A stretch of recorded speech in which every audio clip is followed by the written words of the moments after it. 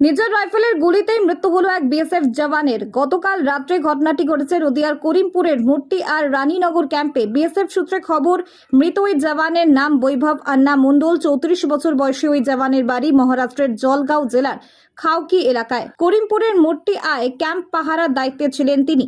গতকাল রাতে তার হাতে থাকা রাইফেলের নল থেকে জওয়ানের চোয়ালে গুলি লেগে তিনি গুরুতর জখম হন। দুর্ঘটনার পর তড়িঘড়ি তাকে উদ্ধার করে হাসপাতালে নিয়ে যাওয়া হলে কর্তব্যরত চিকিৎসকরা মৃত বলে ঘোষণা করেন। যদিও এটা নিছকই দুর্ঘটনা নাকি এর পিছনে অন্য কোনো কারণ রয়েছে তা জানতে ঘটনা তদন্ত শুরু হয়েছে।